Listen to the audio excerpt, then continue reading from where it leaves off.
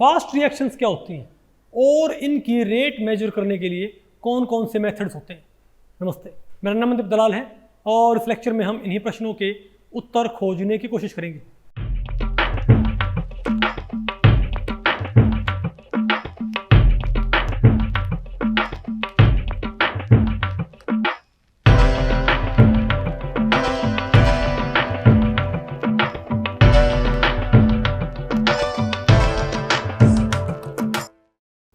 तो बताओ भाई, अब हमें क्या पढ़ना है? Kinetic study of fast reactions. ठीक है, तो भाई इसमें इस टॉपिक को हमने टोटल 5 सेक्शंस में डिवाइड किया हुआ है। पहले हम क्या पढ़ेंगे? Definition and techniques for fast reactions. फिर हम क्या पढ़े बताओ भाई?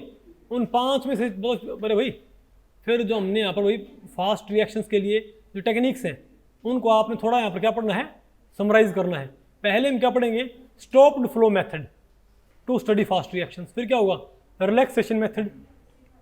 और बताओ क्या हमारे पास? ये शॉक ट्यूब मेथड।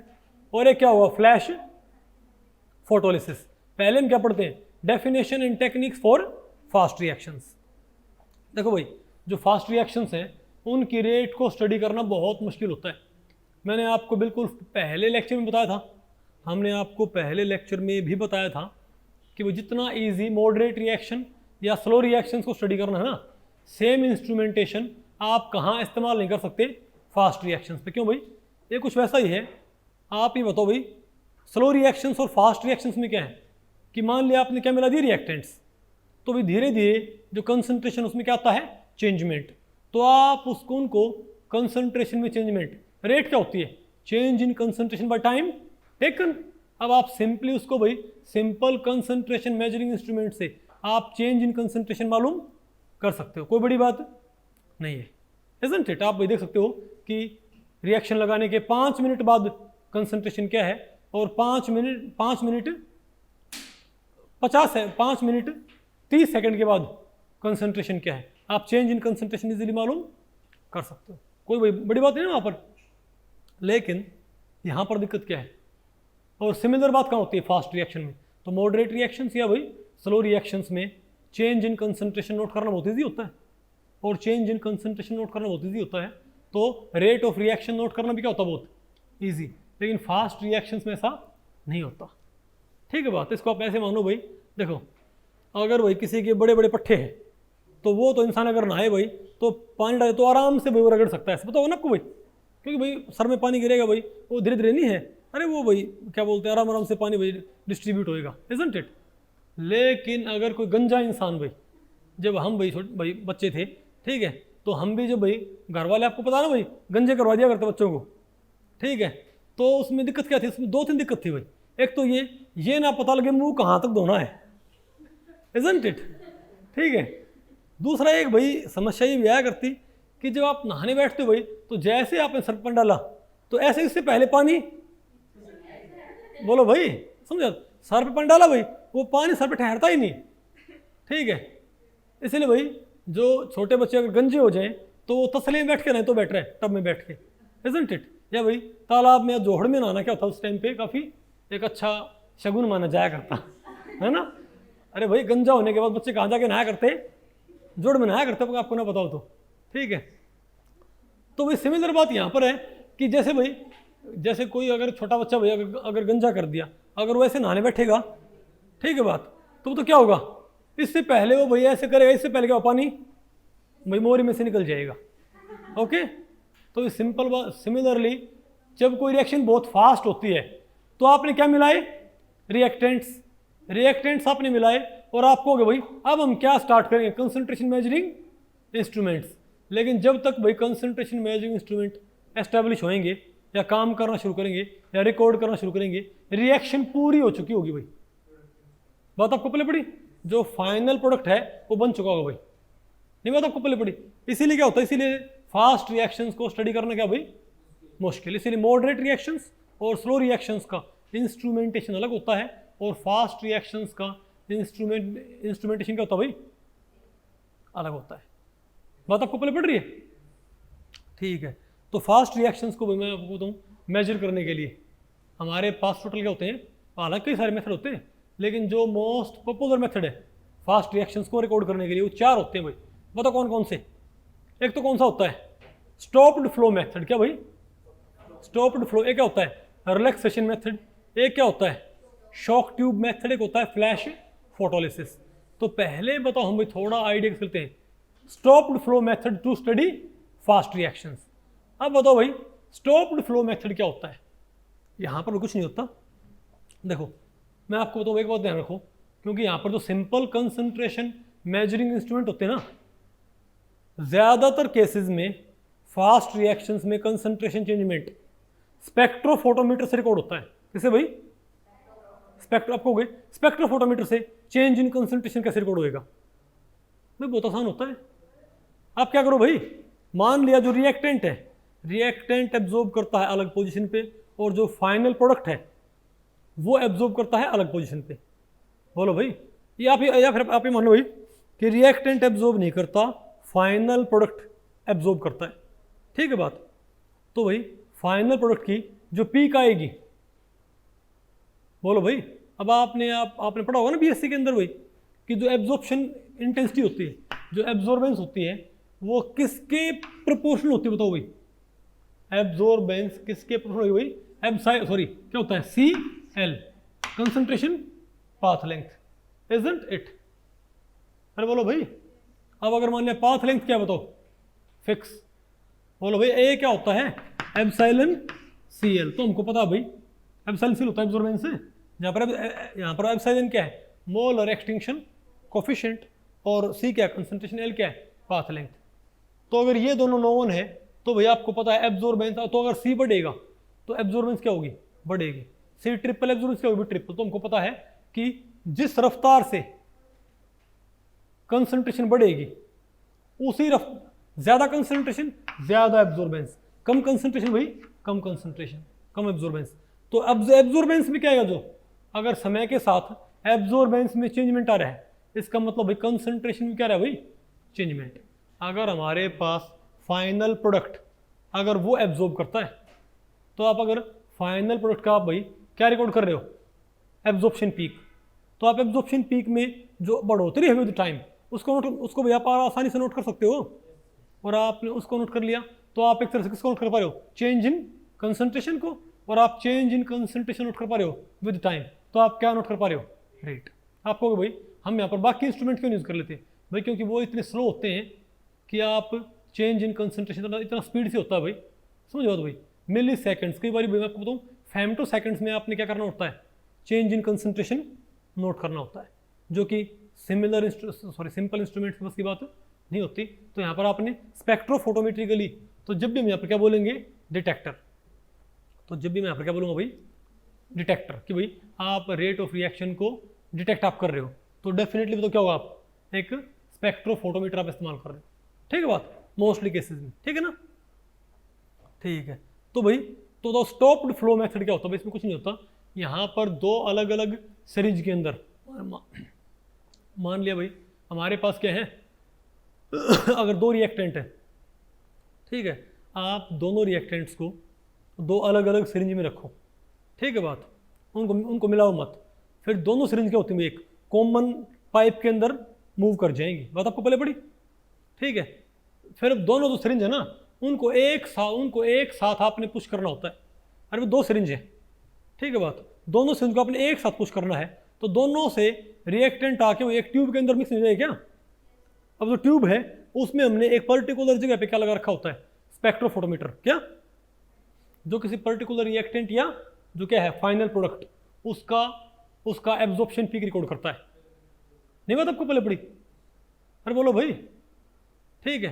तो सिमिलरली आप दोनों को क्या करते हो भाई, बताओ, दोनों पिस्टन्स को आप पुश कर दो, फिर दोनों से जो क्या है सॉल्यूशन वो आके भाई और एक कॉमन ट्यूब के अंदर मिक्स होने लग जाएंगे, ठीक है बात। अरे बोलो भाई, और भाई जो मिक्स हो जाएंगे तो वहाँ पर जो रिएक्शन होगी उसमें हम चेंज इन कंसंट्रेशन आराम से रिकॉर्ड कर सकते हैं। नहीं बात आपको पहले पड़ी क्या, अरे बोलो भाई। और यहाँ से मैं क्या, और यहाँ पर क्या बताओ भाई, हार्ड स्टॉप। और यहाँ से भाई, अरे यहाँ पर इसको रोक दो भाई, फिर यहाँ से तो क्या होगा, अरे यहाँ से रोकना है इसको, तो यहाँ से तो क्या जाए हमारे पास फाइनल प्रोडक्ट यहाँ से निकलेंगे। और यहाँ पर क्या चलता है, एथे क्या चलता है बताओ भाई, यहाँ से क्या आएंगे प्रोडक्ट, यहाँ पर क्या होता है भाई एब्जॉर्प्शन, सॉरी अरे ऑब्जर्वेशन, एब्जॉर्बेंस का ऑब्जर्वेशन, एब्जॉर्बेंस का ऑब्जर्वेशन। और यहाँ क्या बताओ भाई बर्जर बाल मिक्सर, यानी जब एक रिएक्टेंट यहाँ से आएगा एक रिएक्टेंट यहाँ से आएगा तो यहाँ पर एक क्या बोलते हैं मिक्सर होता है भाई, वो उन दोनों रिएक्टेंट्स को बहुत स्पीड से मिक्स करता रहता है। बात आपको पहले पड़ी, फिर ये ऊपर की तरफ फ्लो करेगा। आगे नहीं आपको ये, इसे हम क्या बोलते हैं स्टॉप्ड फ्लो मेथड। उसके बाद बताओ मेरे पास क्या होता है relaxation method to study fast reaction. अच्छा बताओ भाई, मैंने भाई एक एनालॉजी दी थी कि गंजा इंसान अगर नहाने बैठे उसको नहाने में बड़ी दिक्कत आती है, तो बेटर क्या है भाई, क्योंकि जैसे वो सरपन डालेगा वो भाई ऐसे रगड़ेगा, इससे पहले पानी मोरी में से बाहर निकल जाएगा भाई, ठीक है। तो बेटर क्या है, अगर वो इंसान तसली में बैठ के नहाए, तो जो टब होता है मान लिया बाल्टी तो है, अब एक टब है, उस टब में बैठ जाए और फिर नहाए तो फायदा क्या भाई, वो पानी डाले भाई कोई बात नहीं, अगर मान लिया पानी भाई मान लिया अगर स्लिप कर रहा है तो भाई वो पानी कहाँ इकट्ठा होता रहेगा टब के अंदर, नहीं पता आपको पहले फिर बाद में उसको ऐसे ऐसे करके भाई नहीं है आपको, अरे भाई बाद में सर पे ऐसे पानी डालेगा समझे, या फिर उसी में से दोबारा पानी डाले ऐसे सर पे, ओके। तो सिमिलरली हाँ सुमित क्या है, तो सिमिलरली भाई तो यहाँ पर हम क्या करते हैं, तो भाई अगर पानी उसके सर पे नहीं रुकता मत रुकने दो, अगर टब में बैठे तो चिंता की बात नहीं है। तो सिमिलरली आप क्या करो भाई, आपने रिएक्टेंट मिलाए, तो रिएक्टेंट मिलाते क्या बन गया फाइनल प्रोडक्ट, समझ गए बात। और क्या क्या अटेन हो जाएगी इक्विलिब्रियम, अब चेंज इन कंसंट्रेशन होगा नहीं, आप ये मानो कि रिएक्टेंट मिलाते क्या होगी रिएक्शन कंप्लीट, अरे भाई रिएक्टेंट मिलाते क्या हो गया रिएक्शन कंप्लीट होगी, तो रिएक्शन कंप्लीट ही होगी भाई, तो चेंज इन कंसंट्रेशन आना क्या हो जाएगा बंद हो जाएगा। और अगर भाई चेंज इन कंसंट्रेशन आना क्या हो गया बंद हो गया, आपको अब आप rate of change of concentration मालूम नहीं कर सकते ना, आप रिएक्शन रेट मालूम नहीं कर सकते।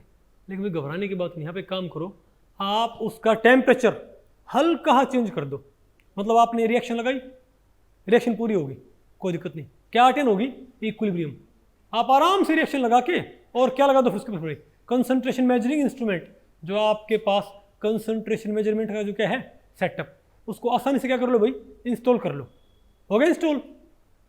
अरे बोलो भाई, अब एक काम करो, अब आप स्लाइटली क्या करो टेम्परेचर क्या करो भाई चेंज करो। तो आपको पता है अगर आपने टेम्परेचर आपने क्या किया भाई चेंज कर दिया, तो इक्विलिब्रियम क्या होगी, या तो फॉरवर्ड में या बैकवर्ड में शिफ्ट कर जाएगी भाई, इजंट इट। और जब इक्विलिब्रियम क्या होगी डिस्टर्ब होएगी, तो दोबारा से क्या होगा चेंज इन कंसंट्रेशन आना शुरू हो जाएगा, इजंट इट।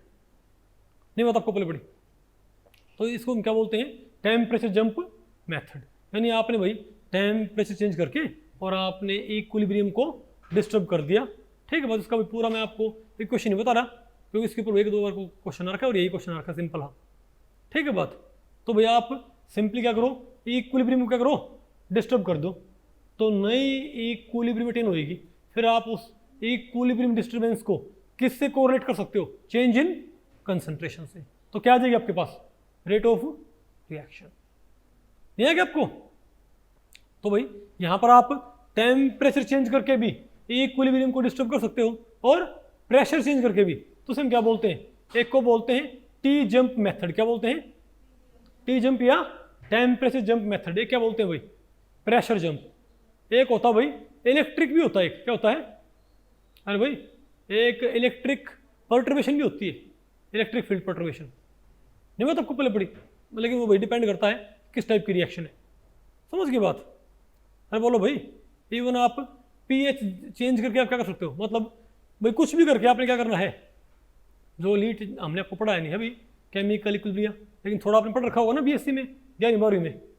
अरे भाई कोई भी फैक्टर जो क्या करता बताओ भाई, कोई भी फैक्टर जो क्या करे चेंज इन इक्विलिब्रियम क्या करे डिस्टर्ब कर दे, वो इस्तेमाल किया जा सकता है इन रिलैक्सेशन मेथड। नहीं आ गया आपको। एक बताओ क्या होता है हमारे पास भाई शॉक ट्यूब मेथड, क्या होता है भाई शॉक ट्यूब मेथड। अब शॉक ट्यूब मेथड क्या होता है कि इसमें रिएक्टेंट्स को यहाँ पर भाई मैं आपको बताऊँ एक ट्यूब होती है, ठीक है बात, इस ट्यूब में एक डायाफ्राम होता है। क्या भाई? भाई इस ट्यूब में क्या होता है? एक डायाफ्राम, एक भाई फ्रेजाइल डायाफ्राम। और यहाँ पर भाई हाई प्रेशर पे एक गैस, बहुत एक्सट्रीमली हाई प्रेशर पे यहाँ पर क्या होती है? एक गैस अवेलेबल होती है। ठीक है बात? जनरली क्या होती है? हीलियम, क्योंकि हीलियम क्या होती है? Non reactive. समझे बात? और जो रिएक्टिव गैसेज हैं, क्या भाई? जो रिएक्शन गैसेज हैं वो बहुत ही लो प्रेशर पे होती हैं। क्या होती हैं? लो प्रेशर पे। और भाई इतने कम टेम्परेचर पर होती हैं कि क्या ना हो पाए? रिएक्शन ना हो पाए। तो रिएक्टिव गैसेज कहाँ होती हैं? रिएक्टिव गैसेज कहाँ? यहाँ होती हैं। और भाई इनर्ट गैस कहाँ होती है? यहाँ होती है। इसको बोलते हैं ड्राइवर गैस। क्या बोलते हैं इसको भाई? इसका लाइसेंस नहीं होता। इसे क्या बोलते हैं? इसको बोलते हैं ड्रिवन गैस। क्या बोलते हैं इनको भाई? Driven gas. तो ड्रिवन गैस तो क्या होती है? रिएक्टेंट्स। और ड्राइवर गैस क्या होती है? ये रिएक्टेंट नहीं होती भैया, ये क्या होती है? एक inert gas, for example helium. लेकिन इसके अंदर भाई दूसरी गैसेस भी मिला देते हैं, इसके अंदर दूसरी गैसेस भी मिक्सअप कर देते भाई, ताकि इसकी जो आगे, अरे भाई क्योंकि ये जब इसमें जो वेव, शॉक वेव पैदा करेगी, वो शॉक वेव की प्रॉपर्टीज चेंज की जा सके, जिससे हम रिएक्शन की फीचर्स चेंज कर सकते हैं। ठीक है? तो यहाँ पर भाई क्या होता है कि एक ट्यूब होती है। ठीक है बात? ओके। अरे भाई ये ट्यूब कई फुट की होती है, समझो? अरे ये मानो तकरीबन 6 इंच डायमीटर और भी तकरीबन 20 फुट की क्या होती है? ट्यूब होती है। ओके। अब बताओ भाई, लेकिन इसके स्मॉलर वेरिएंट भी होते हैं। ठीक है? मतलब कमर्शियल स्केल पे इसको इस्तेमाल करने के लिए। तो इस ट्यूब में भाई यहाँ पर हाई प्रेशर रीजन में क्या होती है? Driver gas. यहाँ पर क्या होती है? ड्रिवन गैस या रिएक्टेंट्स। और यहाँ पर क्या होता है एक, और इसमें कहीं आगे जाके डिपेंड करता भाई कि ये रिएक्शन कितनी फास्ट है। कहीं आगे जाके हमारे पास यहाँ पर क्या होता है? ऑब्जर्वेशन। यहाँ पर क्या होता है बताओ भाई? ऑब्जर्वेशन। तो क्या होता है भाई? तो जब एकदम से इस डायाफ्राम को रप्चर किया जाएगा तो हाई प्रेशर जो गैस है भाई वो एकदम से इस साइड मूव नहीं करेंगे क्या? अब वो रिएक्ट तो करेंगे इसमें, बोलो भाई, लेकिन वो यहाँ पर क्या पैदा करती है? एक शॉक वेव। क्या? एक भाई इस ट्यूब में एक ये शॉक वेव पैदा करेंगी। उस शॉक वेव से जो रिएक्टेंट्स हैं वो स्पीड से पहली बात तो मिक्स होना शुरू हो जाएंगे। मिक्स तो खैर पहले भी रखिए भाई, समझे बात? या मान लो भाई अगर रिएक्टेंट एक ही है, हम किसी मान लिया हम किसी पर्टिकुलर रिएक्शन का हम क्या पता कर रहे हैं? Dissociation reaction. क्या? किसी पर्टिकुलर गैस का डिसोसिएशन आप रिएक्शन पता कर रहे हो, नहीं समझे बात? तो इससे इतनी एनर्जी पैदा होती है कि, और इतना ज़्यादा टेम्परेचर पैदा होता है कि रिएक्शन की वो जो ड्रिवन गैस वो क्या हो जाएगी? टूट जाएगी। वो क्या हो जाएगी? डिसोशिएट हो जाएगी। और क्या शुरू हो जाएगी? रिएक्शन। नहीं बात आपको पहले पड़ी क्या? अरे बोलो भाई। फिर आगे जाके हम उसको भाई, और हम आगे नहीं है अरे कोई क्या लगा के डिटेक्टर, हम चेंज इन जो इनिशियल रिएक्टेंट है उसकी कंसंट्रेशन में चेंज हम रिकॉर्ड कर सकते हैं। इसे हम क्या बोलते हैं? Shock tube method. बात आपको पहले पड़ गई। इसमें क्या होगी भाई? ड्राइवर गैस है, इसमें तो क्या होगी? Driven gas. ठीक है? और भाई टेम्परेचर आपने क्या करना है? सॉरी यहाँ, और दोनों क्या होते हैं? डायाफ्राम से क्या होती हैं? सेपरेटेड। अब बताओ ये क्या होता है हमारे पास? Flash photolysis method. मैं आपको बताऊं भाई, जो ये वाला मेथड है, ये भाई जो ये साइंटिस्ट थे, ये कई साइंटिस्ट हैं। ठीक है? ओके। ये भाई अरे मैनफ्रेड आइगन, ये कई सब भाई, समझे बात? रोनाल्ड जॉर्ज, इन्होंने भाई ये जॉर्ज पोर्टर, एक का फर्स्ट नेम दूसरे का लास्ट नेम है। ओके। इन्होंने आपको बताऊँ भाई, इनको 1967 में नोबेल प्राइज अवार्ड किया गया था। उन्होंने फ्लैश फोटोलिसिस टेक्निक को डिस्कवर किया था फास्ट रिएक्शंस को स्टडी करने के लिए। ठीक है? और इन्होंने भाई ये टेक्निक इन्वेंट बताओ कब की थी? बताओ भाई 1949 के अंदर। समझ गए बात? अरे बोलो भाई, क्योंकि और पता है इन्होंने ये डिस्कवर क्यों की थी? क्योंकि वर्ल्ड वार 2 के दौरान बहुत जो फास्ट मूविंग क्या होते हैं? ऑब्जेक्ट्स। वर्ल्ड वार 2 के दौरान जो क्या थे भाई? बहुत फास्ट मूविंग ऑब्जेक्ट, प्लेन वगैरह, उनकी फोटो लेने के लिए आपको भाई बहुत फास्ट कैमराज रिक्वायर्ड थे, एक्सट्रीमली फास्ट कैमरा। ठीक है? तो उनके लिए बताओ फिर क्या किया इन्होंने?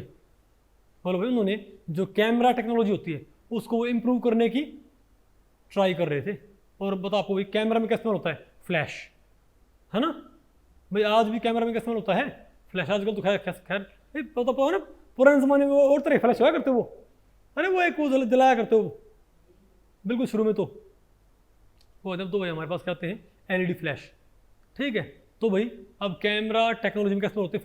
फ्लैश क्या होते हैं? इस्तेमाल होते हैं। तो उन्होंने क्या किया? उन्होंने भाई लेज़र फ्लैशेस इस्तेमाल करने शुरू किए। क्या? Laser flashes. क्यों बताओ भाई, लेजर फ्लैश क्यों? क्योंकि रिएक्शन बहुत फास्ट होती है, ठीक है। तो आप अगर लेजर में, क्योंकि इंटेंसिटी बहुत हाई होती है, तो अगर हमारे पास क्या कोई फोटोकेमिकल रिएक्शन है, अगर हमारे पास क्या कोई फोटोकेमिकल रिएक्शन, तो रिएक्टेंट्स को आपने मिला दिया एक वेसल के अंदर, लेकिन वो आपस में रिएक्ट नहीं कर रहे भाई, ठीक है।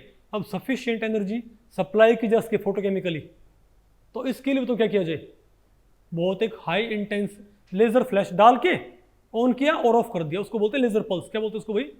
पल्स बोलते, ठीक है बात। और मुझे पता नहीं भाई कि उस पल्स का जो टाइम होता है ना, वो रिएक्शन का जो हाफ लाइफ होता है उससे आधा होता है, पता नहीं, हाँ ऐसा कुछ होता है भाई कि रिएक्शन के हाफ लाइफ से मेरे ख्याल से पल्स टाइम क्या होना चाहिए, हाफ होना चाहिए। अब मुझे याद नहीं भाई, आप चेक कर दो, कोई ज़रूरत नहीं मिलेगी वैसे, नहीं आपको। तो क्या करते भाई कि कंसंट्रेशन मेजरिंग क्या लगा दिए, इंस्ट्रूमेंटेशन इंस्टॉल कर दिया, उसके बाद क्या है बताओ, ऑन, अरे भाई फ्लैश ऑन किया और ऑफ कर दिया बहुत थोड़े समय के लिए, तो एकदम से वहाँ पर क्या शुरू हो जाएगी, रिएक्शन इनिशिएट हो जाएगी ना भाई। लेकिन हमने ऑलरेडी क्या लगा रखे उसके ऊपर, कंसंट्रेशन मेजरिंग इंस्ट्रूमेंट। तो हमारे पास जो क्या है, रिएक्टेंट्स या फाइनल प्रोडक्ट, उसमें हम चेंज इन कंसंट्रेशन को भाई, क्योंकि ऑलरेडी हम क्या लगा रखे हैं, अरे भाई हम लगातार स्पेक्ट्रा रिकॉर्ड कर रहे हैं रिएक्टेंट या फाइनल प्रोडक्ट का, इजंट इट। तो आप उनमें चेंज इन कंसंट्रेशन रिकॉर्ड कर सकते हो, ओके। बस इसमें दिक्कत क्या है भाई, इसमें आपको फ्लैश को बहुत थोड़े समय के लिए ऑन ऑफ करते हैं, और जब रेट क्या हो जाएगी, रिएक्शन शुरू हो जाएगी ना, तो जो भी डेटा आएगा वो स्पेक्ट्रोफोटोमीटर में रिकॉर्ड हो जाएगा इन टर्म्स ऑफ एब्जॉर्बेंस। नहीं आएगा आपको? ओके, अब बताओ भाई, तो बताओ भाई, बताओ इसके ऊपर क्वेश्चन आ रखा है दिसंबर 2011 में नेट में, पार्ट सी में रखा भाई। बताओ क्या है ये, an example of relaxation method of measuring rate से। बताओ भाई इनमें से, अरे भाई इनमें से आप बताओ भाई कि रेट मेजर करने का, बताओ भाई रिलैक्सेशन मेथड कौन सा है। हम क्या बोलेंगे, spectroscopic monitoring of product concentration, नहीं भाई ये तो कोई भी हो सकता है। एक क्या है, स्टॉप्ड फ्लो टेक्निक, नहीं। Measurement of spectral line width, नहीं। टेम्परेचर जंप एक्सपेरिमेंट्स, कौन सा, सी ऑप्शन। तो भाई इस लेक्चर में इतना ही। अगर इस लेक्चर के बारे में आपके कुछ प्रश्न या सुझाव हैं तो आप मुझे नीचे कमेंट सेक्शन में पूछ सकते हैं, मैं उनके उत्तर देने की पूरी कोशिश करूंगा। तो भी ठीक है, मिलते हैं अगले लेक्चर में, तब तक के लिए नमस्ते।